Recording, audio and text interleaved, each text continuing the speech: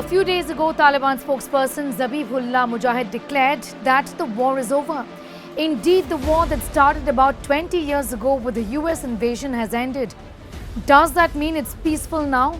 Well, not exactly. The picture is blurrier than most people think. The collapse was not unexpected. Every serious expert and every well-aware US and NATO official understood perfectly well that the regime and its forces would collapse eventually after the US and NATO military withdrew.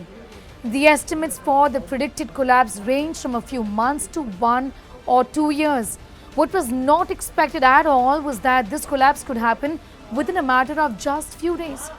That's what is meant by some US officials that there was an intelligence failure. So what does the fall of Afghanistan and Taliban 2.0 mean for India, China and Pakistan? Indian experts believe that New Delhi was late in opening channels with the Taliban. Had India done this a little earlier and taken a more balanced approach in Afghanistan instead of throwing all its bets on the shaky Ghani regime, things would have been much different. But it's still not too bad for India. New Delhi can still try to maneuver by increasing its diplomacy with the Taliban to protect its interests in Afghanistan. India has made very good contribution to Afghanistan, such as building dams and libraries. But if we don't have good relations with the person who is now supposed to protect that dam or library, what's really the soft power impact of such a contribution for India? China. For Beijing, the primary security concern in Afghanistan is the anti-China Uyghur militants belonging to the Turkestan Islamic Party or the TIP. It is also sometimes still referred to as the ETIM. Beijing has consistently conveyed these concerns to the Taliban, both directly as well as via Pakistan. Currently, the Taliban maintain a general position that they won't allow any group to carry out terrorism against any other country from Afghan soil. It is yet to be seen how far the Taliban are willing to commit to this.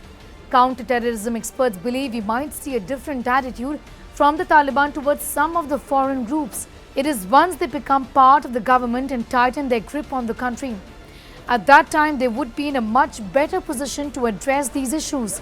But for now, no one expects the Taliban to take any serious action against TIP militants. Pakistan. For Pakistan, there are two main security concerns when it comes to Afghanistan: the refugees and militancy. As far as refugees are concerned, the influx most of us expected is not there, at least for now. In fact, many more Afghans are interested in going back to Afghanistan from Pakistan than vice versa. But this could change in the near future if things get really bad in Afghanistan, such as in the case of a new civil war. As for militancy, recently many Tehreek-e-Taliban Pakistan or TTP militants, including some of its senior members, were released by the Taliban from Afghan jails. This could prove to be a headache really for Islamabad. But at the same time, there is also a possibility of Pakistan reaching a peace deal with TTP with the facilitation of the Taliban in the near future.